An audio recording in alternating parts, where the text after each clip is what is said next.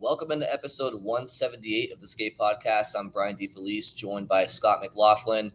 Scott, a pretty impressive weekend for the Bruins this weekend, huh? I mean, you got the win over the Lightning, and then 27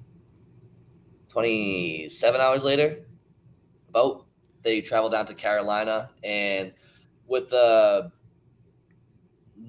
less than full strength roster, they defeat the Hurricanes in a shootout 4-3. And I believe outside of the Pastrnak injury, I think Carolina was more or less at full strength. Obviously, the Bruins were without Bergeron and Marchand. And who else was Lindholm? Lindholm, yeah. So, I mean, look, the good times just keep on rolling. I think in this win streak, the Bruins have had a couple of wins where the quality of play wasn't amazing for them, but they still got the wins. But I think dating back especially to Saturday against the Lightning, and they carried over Sunday against the Hurricanes, just really strong efforts from the Bruins, grittier style of hockey, more physicality, and just more playoff ready, and two big wins over two really good teams. Yeah, if ever there was going to be such a thing as a scheduled loss, Sunday was it. Like, it's back-to-back with travel and not even a road trip, just a one-day travel down to Carolina, and then they come right back home. And like you said, Bergeron, Marchand, Lindholm all sitting. Montgomery said Bergeron was dealing with an illness, and he said nagging injuries for Marchand and Lindholm. I think that's probably true, but that's also just like you have to say something, especially where like Oscar Steen comes up on an emergency recall. That has to be for an injury or an illness. You can't just say like, yeah, we're just resting him. So there's a little bit of that in how they characterize it. And obviously you're facing a really good team, and yet doesn't turn into a loss. It turns into their 7th straight win. Just impressive. I thought Pastrnak was great. Obviously scores the 2 goals, including getting to 50 on the year. Now has a career high 97 points. That Zacha was really good. Like some of the big guys stepped up. That McAvoy had a really strong game. But you also see the depth step up again. Jakub Lauko scores and suffers what looked like a pretty scary injury later in the game. Sounds like he's going to be okay. Matt Porter tweeted after the game that the early word was that he's okay and that it was actually an upper body injury, even though, it looked like he kind of jammed his legs, but really his whole body made pretty hard contact on that. So, so you see their depth again. I thought Oscar Steen playing his first NHL game since last year, I thought, looked pretty good. Made some good plays. And, early in the third period, you thought, all right, it's catching up to them. Carolina's going to take control. They come back from 3-1 down, tie it up. And then Jim Montgomery calls, well-timed timeout. And that really did seem to help kind of settle them down. And I thought they finished the third pretty well after that, keeping it a tie game, and then get to the shootout and win it. So I want to keep it to the fourth line real quick, just because you brought up the depth, and it was on full display in both of these two games over the weekend, and you kind of mentioned that. But I think whether it was, quite literally off the opening faceoff against Tampa Bay. Now, Tampa Bay was clearly the aggressor in that situation. They came into Boston with a bee under their bonnet. Like, they haven't been playing to their standards in their mind, and they're they lost, like, was it 7 of 9 or something like that? Or and now 4 in a row after Saturday. So look, John Cooper sent out Pat Maroon and Ross Colton, and they had a vendetta off the opening draw to kind of set the tone physically, and that's exactly what happened. And Lauko and Colton kind of went at it a little bit, and obviously Garnet Hathaway and Pat Maroon dropped the gloves, and they have history earlier this year when Hathaway was in Washington. But what you have to love is it's the Bruins' fourth line that answers the bell, but then as the game goes on, it's Garnet Hathaway who scores the game-winning goal in a blue-collar fourth-line fashion, and that's exactly the way he scores that goal, the way he engaged with Maroon off the opening faceoff. that is exactly the kind of blue-collar, fourth-line role that helps you in the playoffs, propels you through series, helps bang up the other team over 7 games, plays the right way. It's what you saw happen against Boston, against St. Louis. It's what you saw happen against Boston with the Islanders. Like, those teams just wore their opponents down. The Bruins don't have those guys to wear players down. Another guy who wears down his opponents with his speed and tenacity, and you brought him off the top, was Lauko. And he scores a goal, a really nice goal against the Hurricanes today. And he's just really had a strong month, Scott. Like, and we've talked about with Bridget in recent episodes too, about when everybody's healthy, like, what's your preferred fourth line maybe. And there's an argument to be had for a lot of guys, but if, as it pertains to AJ Greer versus Lauko is bringing more to the table right now, and I don't think Greer's playing bad. I mean, he had a silly suspension, but I don't know. It's Lauko, Hathaway, and Nosek. They have something going right now. They really do. And it's kind of like, well, what happens when Foligno comes back? Yeah, and not only that, but also when Taylor Hall comes back and you're potentially looking at dropping Trent Frederick down to the fourth line. Like, Lauko has absolutely earned a spot and deserves to keep playing, but there's also going to be a numbers game at some point, and not just in terms of staying in the lineup, but also possibly him getting sent back down to Providence, because if they have, say 14 other healthy forwards, which they could when Hall and Foligno are back, someone's got to go, and Lauko can still go down to Providence without going through waivers. So he's probably the guy just because of how rosters work. But yeah, he's obviously making the most of his opportunities. And at the very least, I think it's safe to say that, if he has to play in the playoffs, you're not going to be too worried about it. I think the Bruins would and should feel pretty good if they have to plug him in for a game or two here and there. Now, obviously you would hope that would be in place of like other bottom 6 guys, right? Like, obviously you're still going to face issues if, one of your top guys goes out. So we're not really talking about that, but just in terms of the depth in that bottom 6, you have a lot of it. And he has certainly added to it and shown that, that he can play at this level and that he gets it. Like, you just see the energy that he brings and the all around game that he's playing. Yeah, he's a guy who can play at this level and can contribute and hold his own on the best team in the league. I mean, it's one of the biggest reasons why this Bruins team is just so scary going into the playoffs, is that the biggest obstacle, I believe, for teams in the postseason is the war of attrition, especially if you want to go 4 rounds and hoist the cup. When you're 15 forwards deep before you really have to dip into your real black aces, I'm talking 15 forwards that have played significant time with the Bruins this year. When you're 15 forwards deep, you have the versatility that you have with being able to switch different positions, wing, center, whatever. And it's dangerous. It just really is so dangerous, but more importantly, it's necessary. Sorry, I just started thinking about that line from Dodgeball. Where he's like, necessary? Is it necessary to drink on urine? Anyway, it's necessary is what I'm saying, but not everybody has it, and the Bruins do. So, yeah, I mean, Lauko was he was a later development this year. He had a really strong training camp, but he really he was okay when he had his first glimpses earlier this year. But he's just really, like I said, the last month he's just really taken advantage of his opportunities and really is giving Montgomery and the coaching staff a tough decision to make when that time comes. How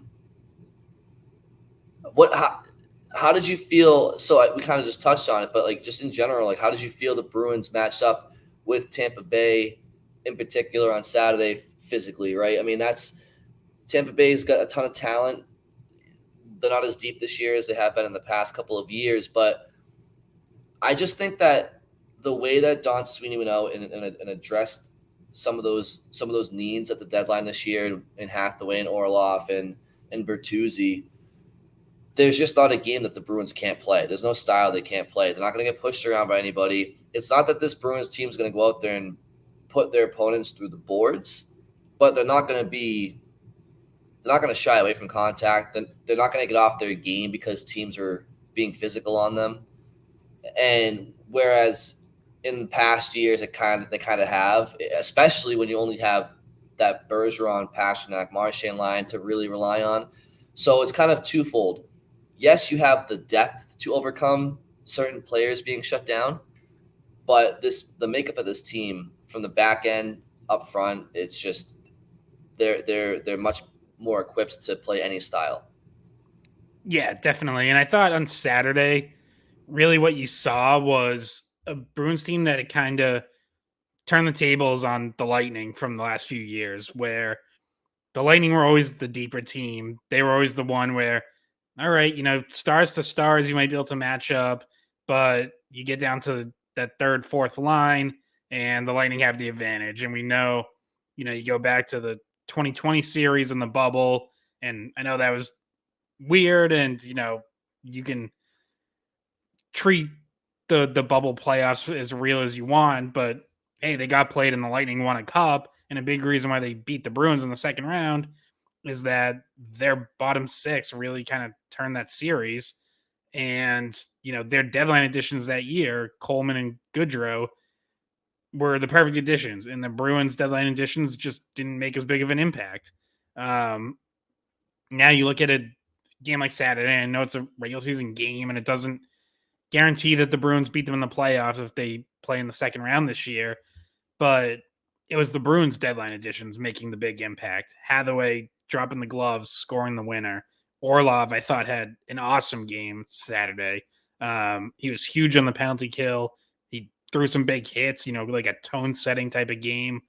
And Bertuzzi continues to be involved too.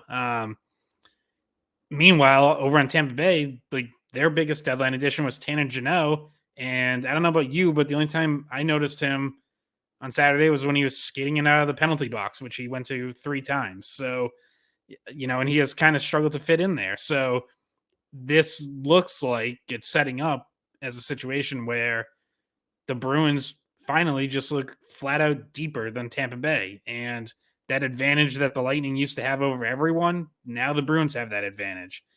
And yeah, as far as the physical stuff, like I agree. Like I feel like this question has come up a few times recently. I've heard like some shows ask it. We got a text about it on Sunday Skate a couple weeks ago. Like people still have this concern that the Bruins aren't tough enough, or can they get pushed around or whatever. And I haven't felt that way all year. And I feel like the people who do, that feels more to me like scar tissue from past postseasons when it's been true, and not really a reflection of what this team has been. Certainly not what this team has been post deadline. Like you add Hathaway and Orlov, and even Bertuzzi is a different. He's not physical in terms of like big hits, but he's an agitator. Like he'll get in there. Like they absolutely can go toe to toe with anyone, and they're not going to take crap. Like you even saw that against Montreal on Thursday. The Canadians they have nothing to play for other than to try to beat their rival, try to be the best team in the league, get them off their game. And the Bruins weren't going to put up with it, right? Late hit on Bergeron, Marchand goes after him. Jake Evans, Snow Swayman, McAvoy comes in and tackles him. Like that, you saw that again Sunday where who was, I forget who it was from Carolina, who was like bumping Swayman, and then McAvoy comes in and tackles him again. And McAvoy takes a penalty, but I think again, if you're the Bruins, you're okay with that penalty. Like you'll go kill that one because you saw a guy bump your goalie, and McAvoy jumps in, and sure, well, we'll accept that penalty. I mean, for me, toughness is just as much about being able to take a hit than giving one. And we've talked about this in the past, but if you're giving a lot of hits, you're chasing the game, right? There's not a lot of puck possession for you because you're chasing your opponent. So when I talk about toughness, it's more about like, are the Bruins willing to go to the dirty areas? Look, open ice hits are great. They're fun to watch. They're awesome. I welcome them. I would love to see Charlie McAvoy, greenlight somebody during the playoffs coming across the middle. Be great. Clean, right?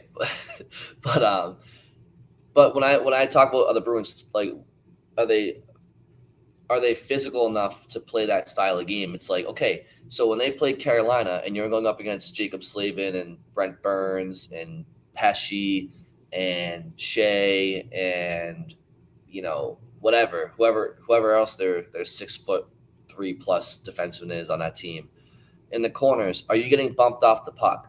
Are you willing to go after that loose puck? And this Bruins team they are willing to do that. They have the depth and the personnel to do that. Whereas in years past, it hasn't been there. They've gotten knocked off pucks a little bit, and it doesn't take that much. Like, getting knocked off the puck doesn't mean getting smoked on your ass. It just means, like, are you losing 50-50 battles? And watching the Tampa Bay game in particular on Saturday, I noticed just how strong the Bruins board work was, in particular in the O zone, but in all three zones, really. I mean, protecting the puck on the boards and the breakouts, waiting that extra second to see where the outlet pass should be, not rushing pucks off the glass, like holding on to the puck, absorbing a hit, whatever. And then down in the offensive zone, there was just a lot of good board work, protecting the puck down low, good support, a teammate 10, 15 feet away, 10, 12 feet away, good high to low movement. You saw it on the game-winning goal, right? There was puck possession down low, Nosek, and Lauko was out there, and obviously Hathaway was net front, but Hathaway won a board battle, and then Hathaway came in, supported Nosek on a board battle. Puck squirts loose. Nosek does the one-handed thing up the boards, and then Grizzly gets the puck to the net. Hathaway beats his man in front. Like, physicality is not just the Scott Stevens open ice hits from the 90s. It's a lot of smaller details, and this Bruins team definitely is capable of playing that game. Yeah, and Jim Montgomery highlighted that after Saturday's game. He talked about once they got through like all the penalties of the first period and you got a little more 5-on-5 play, he said, like, basically the sign to him that they had found their game was that they were winning foot races and they were getting on pucks first, which he said was like a sign that they weren't afraid of taking the hit, because right, we've all seen it. Like, you'll see a guy who has a step in a foot race, but he sort of slows down, kind of initiates some contact that turns into more of a scrum, and he doesn't risk taking a hard hit. And it's like, if you win that scrum, like, okay, you'd still find a way to win possession. But what Montgomery's talking about is, like, you're just going in there, getting the puck, and quickly moving and taking that hit. And you saw that a bunch on Saturday, and you saw it again on Sunday. It's like they are, they've played a lot of playoff style hockey this year, but especially recently, like some of these games, especially this weekend, it's like, it's encouraging to see, because now you're getting close. There's only 9 games left now. And, we had wondered, like, all right, when do you turn it back on? I've mentioned how Montgomery kind of put that date with 5 games left, like when they get back this coming weekend, when they get back from Pittsburgh and St. Louis and take on Toronto. Like, he sort of circled that a while back, but they're doing it even before then. And, I think it's entirely possible they have another slip up along the way.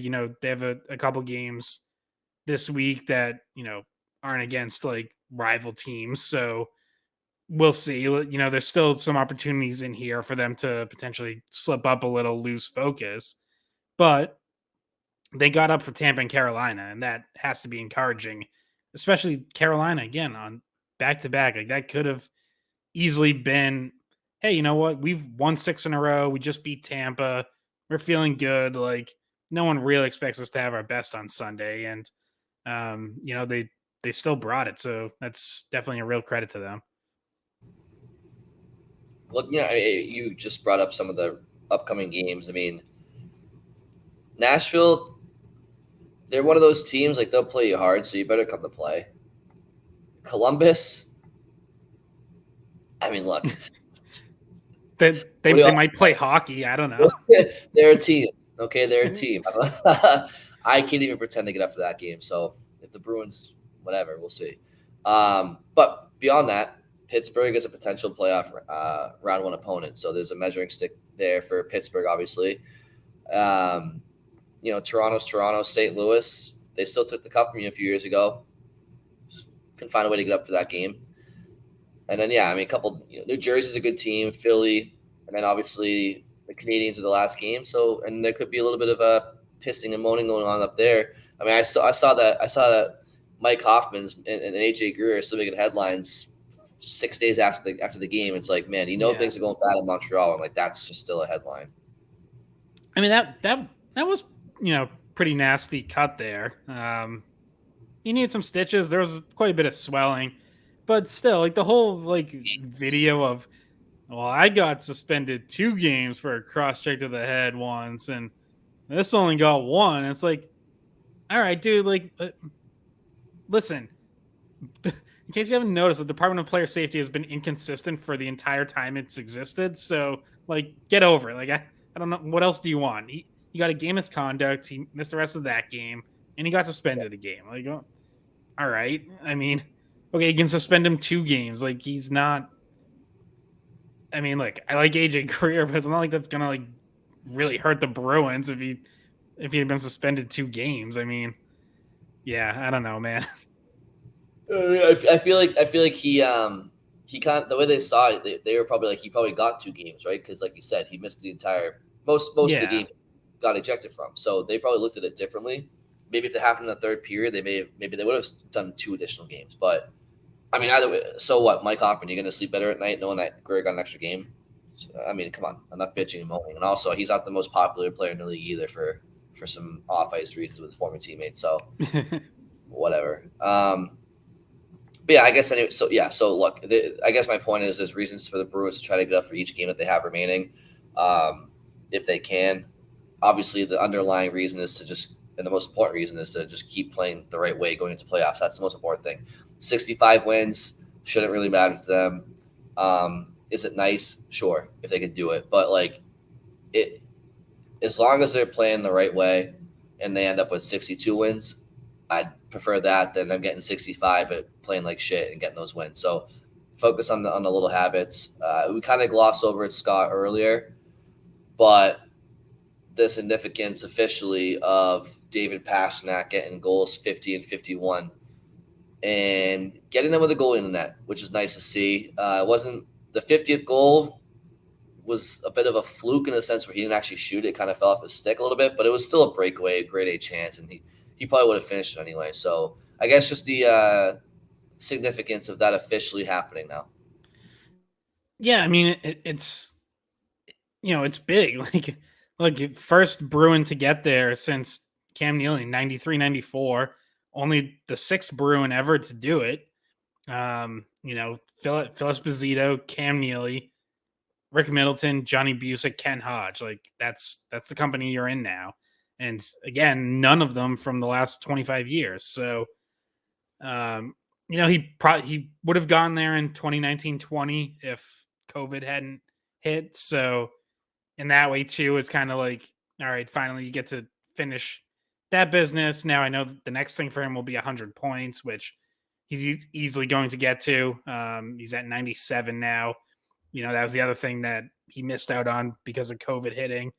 I know individual stats and all that aren't the most important thing to this team, nor should they be, but it's still pretty remarkable.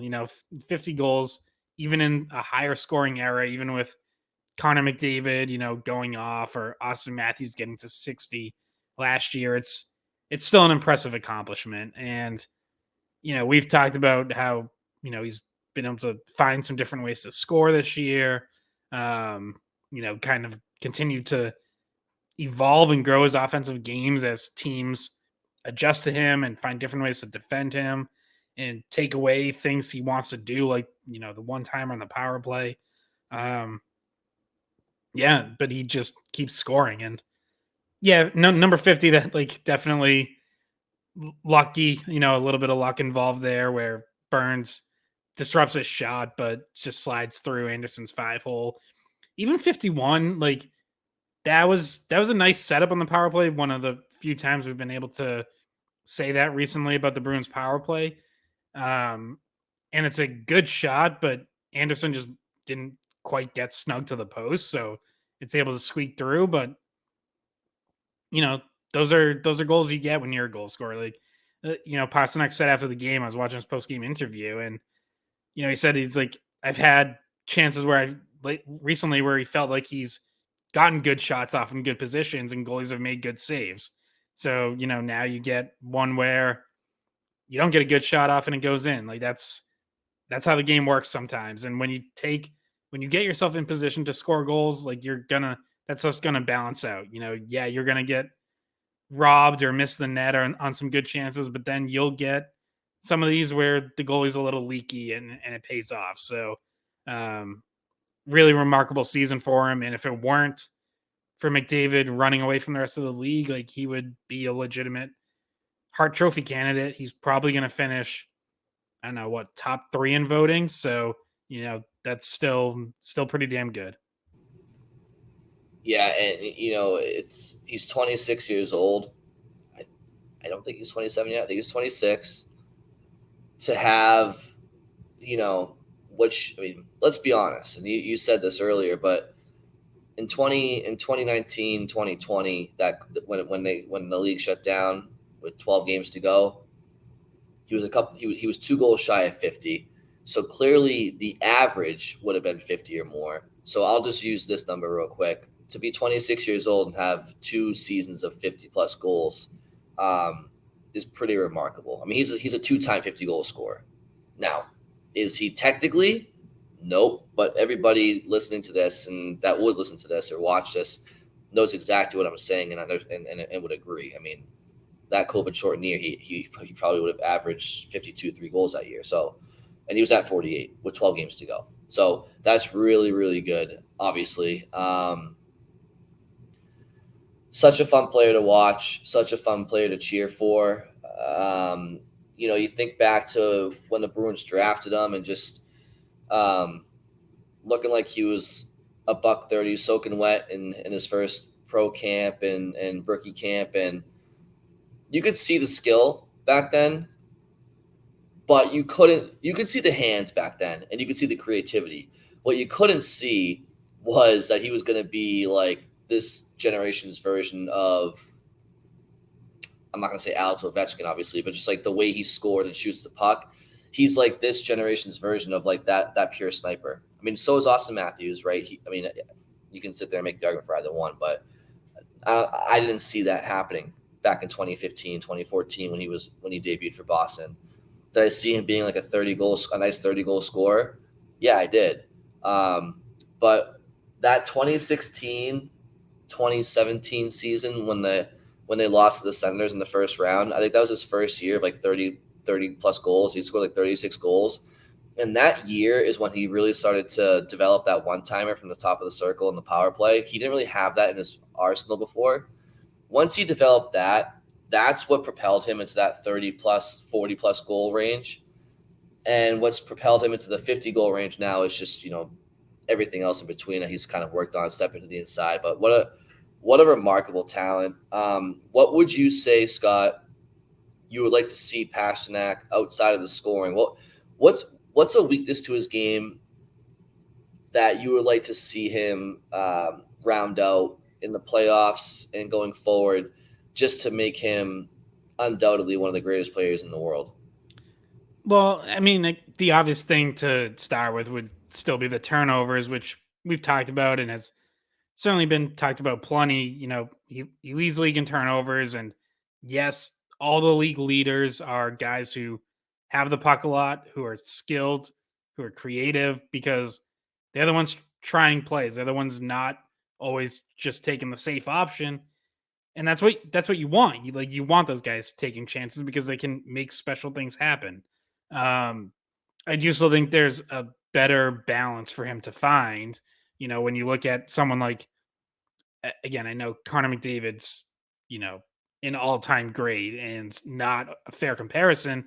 But when someone like McDavid's outside the top 10 in turnovers, with how much he has the puck, it's like it is doable. Like you can cut down on the turnovers a little bit without totally sacrificing your creativity. And I think the ones that bother me is like when he's going into traffic and you just know that his chances of getting through are extremely small. Like when he gets to the offensive blue line and it's 1-on-2 and he's trying to he's trying to do it all himself instead of pulling up, regrouping, waiting for teammates to join him. Like that's the kind of stuff where it's like I want to see a little bit better puck management where, hey, 1-on-1, yeah, take a chance. Like I'll let Pastrnak go 1-on-1 with anyone. Unless of course he has, a teammate wide open down the other wing, in which case that obviously changes it. But it's when there's traffic around, getting through the neutral zone. Sometimes he can skate himself into traffic, into trouble. So though that would be it for me is, I don't get on him as much for the turnovers as a lot of people do. Like the people who are like, he's gonna be a negative in the playoffs because he turns it over too much. It's like, nope, like he's not gonna be a negative in the playoffs. Like he might have a costly turnover at some point, but he's gonna make 4 good plays to make up for it. So I don't think it's the end of the world, but I do still think there's work to be done there. And by the way, like I think he's aware of that. I don't think he's like going out there intending to turn the puck over or thinking like that's not a problem. I think he knows like he can be better at it, and I'm sure he'll work on it, and I'm sure he will. But for now, like there's still room to improve there. Yeah, that would be the low hanging fruit, right? Would be the turnovers and shoring that up, like you talked about. For me, it is like one of those things where it's like, all right, once in a blue moon, he's gonna turn one over, lead to a goal or close to it. It's like, all right, but say it's like how many of the goals in the game for the Bruins that game did he account for? So the turnovers thing is, and we've talked about it. I've brought it up before. It's definitely important. You have to be responsible, especially in the playoffs and all that stuff. But I just really want to see him, because I can live with the turnovers. I want him to clean them up, but I can live with those. I can think of 50 reasons a year why. But for me, it's just like it is so obvious to me how much better he is when he's protecting the puck and kind of playing with a bit of an edge. And I know that when we're talking about one of the best offensive players in the world, edge doesn't really come to mind. But he has a bit of a snarl he plays with, and when he's at the top of his offensive game, he's playing with that edge, and he has a bit of a bee under his bonnet, and I just feel like when he's not that guy, when he's disengaged for a period here and there or a game here and there, you can tell because he's getting knocked off the puck easily, and he's not 18 years old anymore. He's 26. He's added significant muscle. He's a lot stronger. So if he's getting knocked off the puck, it's because he's kind of not engaged or he's just not feeling it. Oh, I almost just knocked my mic down. My mic almost got knocked off the puck just there. But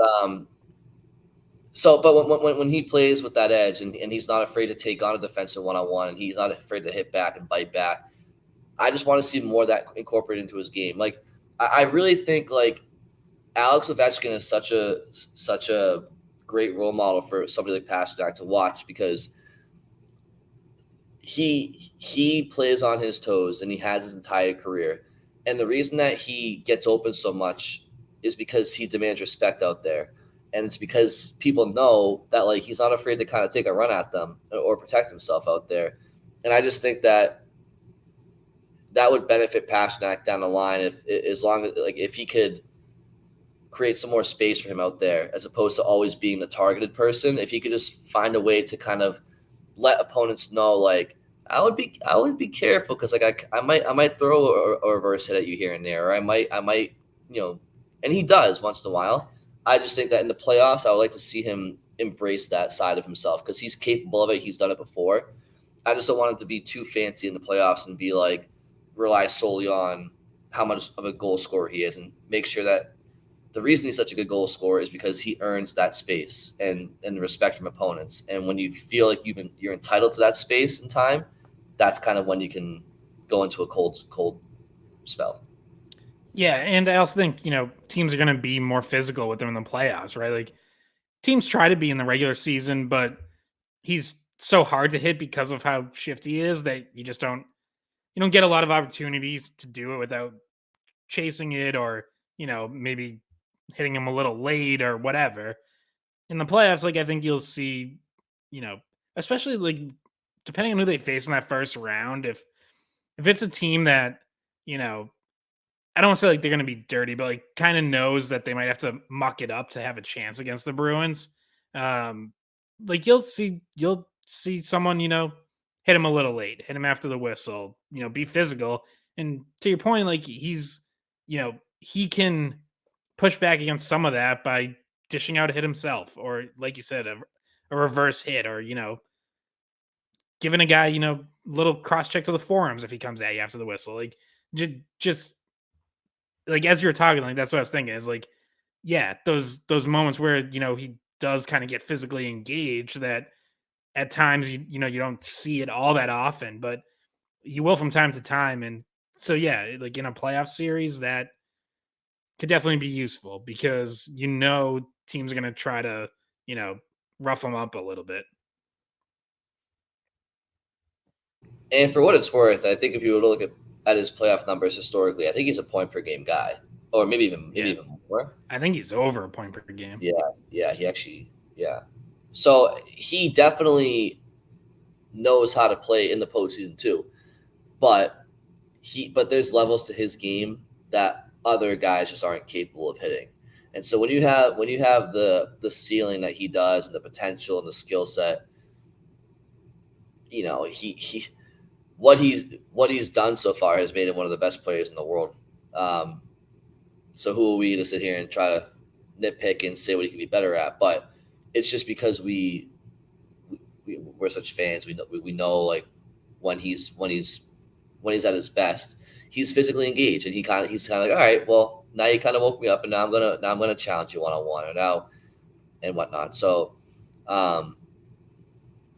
I think that's important for him going forward, especially in the playoffs this year. Was there any 74 points in 70 career playoff games? Yeah. So just over. Yeah, so there you go. And another thing too in toughness for him it's not just like reverse hits or cross checking somebody coming after him. Like it's also because those things are those are little things too, but like even like just demand the ice, like take the puck hard to the net, go to like as gifted as he is, as talented as he is, like you take the puck in the corner, like you're tough to get off the puck. Like think back to Jaromir Jagr, how he just made a career of just protecting the puck and A-framing guys and just taking it hard to the net. When you can take the puck hard to the net and play that gritty style while also being one of the more skilled, talented scorers in the world, I mean, how can you stop that? How can you stop an all-world skill set when it has an all-world work ethic to go along with it? You can't. And so, like, the reason that like a lot of scorers go cold in postseasons or for stretches of time is because they're used to scoring from distance or they're used to whatever. But like when you have to actually get to the gritty areas and go hard to the net in the playoffs where the goals don't come from the outside off very often, that's just an element. And you mentioned 74 career points in 70 playoff games, so he knows how to score in the postseason. But when you have a 50-goal campaign this year, all the eyes are going to be on him, from spectators to fans to coaches to players and oppositions and everybody, analysts. Like, there's going to be a lot of eyes on the Boston Bruins this spring. There's going to be most of those eyes are going to be on number 88 and how he does for them, despite how much depth they have. When you're a 50-goal scorer, there's a lot of pressure. And so the best way, in my mind, for Pastrnak to live up to that pressure is to just make sure he remembers what work ethic brings to a game, and that skill is nothing without will. That's actually pretty damn good phrase by me. I'm going to coin that one. If you don't mind, Scott, we'll get the t-shirts made. I'm not sure it's completely original, but Whatever. we'll give it to you though. Thank you. Actually, yeah, it's not made up by me. What's the phrase? Skill beats will when will doesn't have will beats skill when skill doesn't have will. Whatever the hell it is. Yeah. I'm no more wills. This is not good will hunting over here. Any other takeaways from Carolina Tampa games, Scott? Not really. I mean, both goalies continued to look excellent. Thought strong games for both Allmark and Swayman. But yeah, I mean that's par for the course. Like the little minor blips that both had in recent weeks clearly gone. So, yeah, that's kind of about it.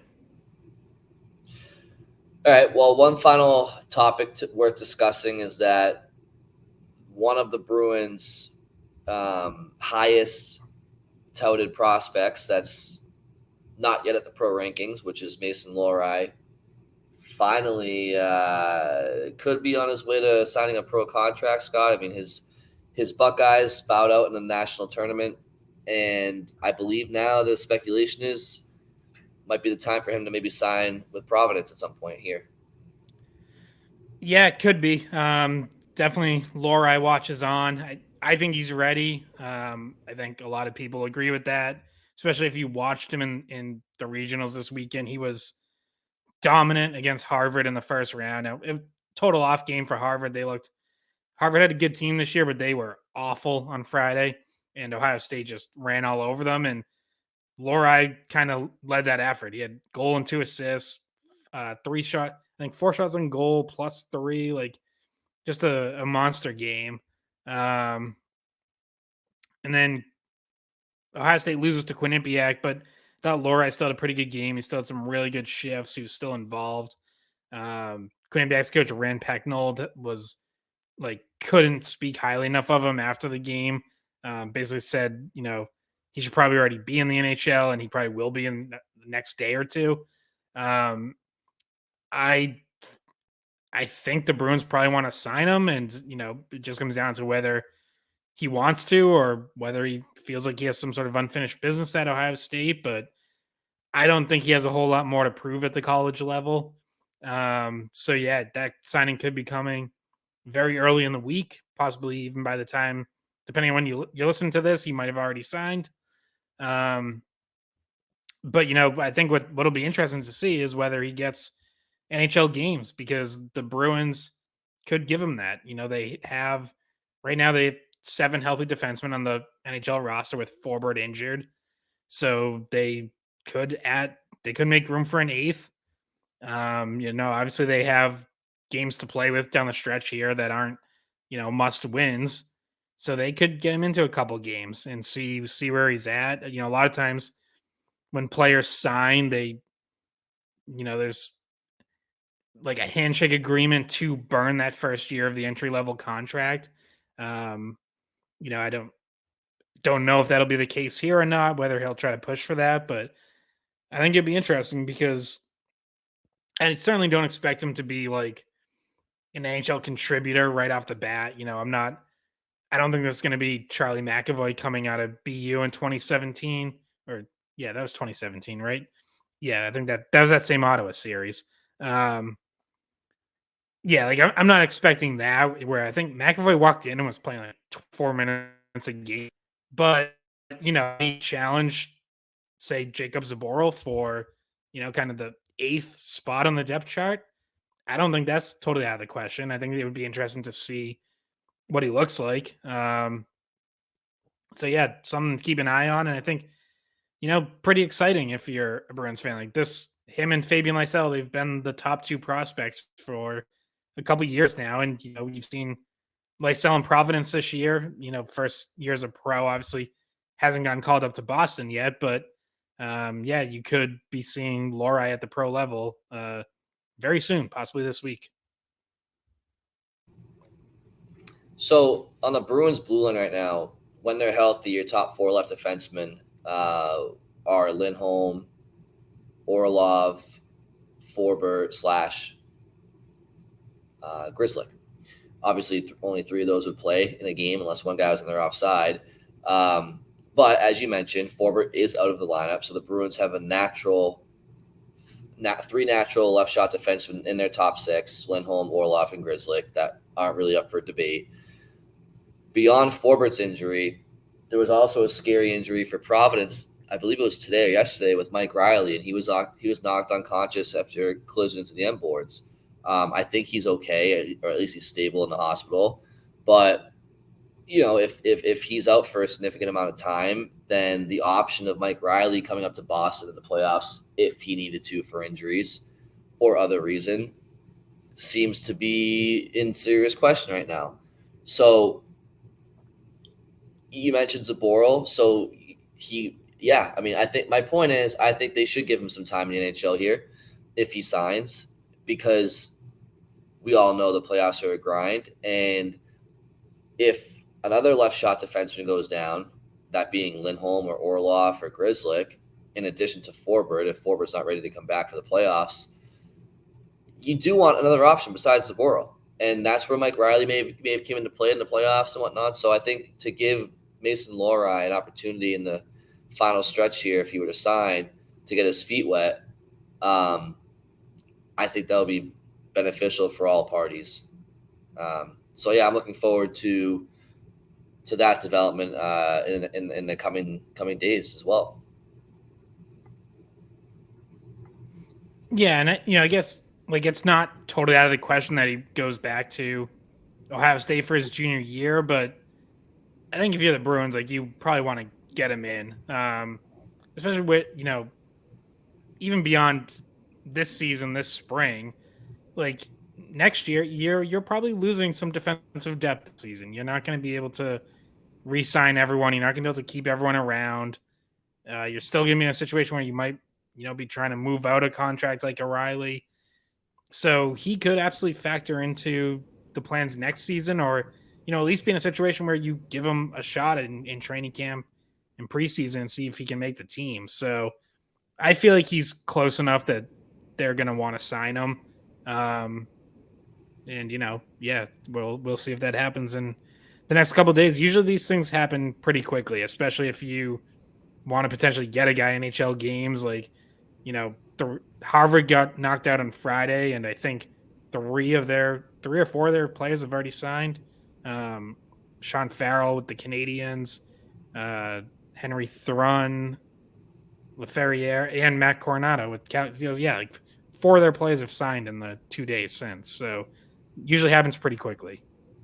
And it's also worth noting, for those listening, that Lohrei is not an 18-year-old prospect. He's 22 years old, albeit he's freshly 22. But next year he'd be 23 by the All-Star break next year. So if he were on the Bruins, so it's not. There's a time and a place to develop, but you got to, at some point, you got to get a guy into the pro system, and because 23 isn't what it used to be in the NHL, or 23. There's a lot of guys with 3 seasons under the belt, 4 seasons under the belt in the NHL at that age. So, and especially when they say defensemen take longer to develop than forwards, I think unless there's a real pressing reason for him to go back to school outside of hockey reasons or whatever, who knows? But I think it's time to get him back or get him to the pro level and starting in Providence or Boston, wherever that may be. But the time is now for him to make that jump, and I think everybody kind of acknowledges that. Scott, any final thoughts on that discussion or anything we didn't get to cover in this episode so far? Now we're going to do an hour on BU making the Frozen Four, right? Yeah, we won't be uploading that hour, but yeah. Maybe on YouTube we can watch it. But yes, good for BU. They're playing Minnesota, yeah? Yeah, I know. That's going to be a tough one. That Minnesota team is loaded. Obviously, Logan Cooley and Toronto prospect Matthew Nyes leading the way, but BU, it's been an impressive run for them. Wasn't sure that they really had like this defensive structure in place. They've won some low scoring games now in hockey's tournament and NCAAs. And I thought those might be the games that could potentially trip them up because they've really been such a high flying offensive team all year. So, they've won some playoff style games now. So we'll see.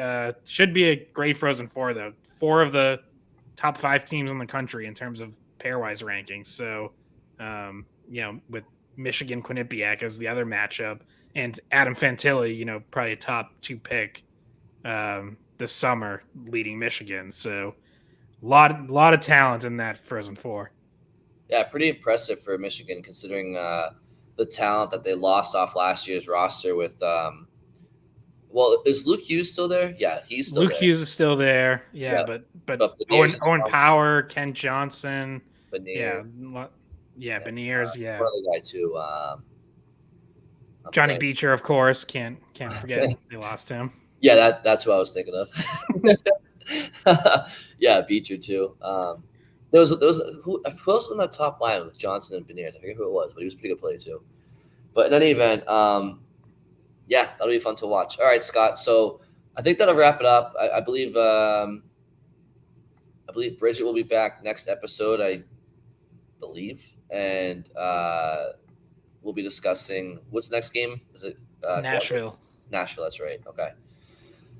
All right. Well, thank you all for listening, and we will talk to you all very soon.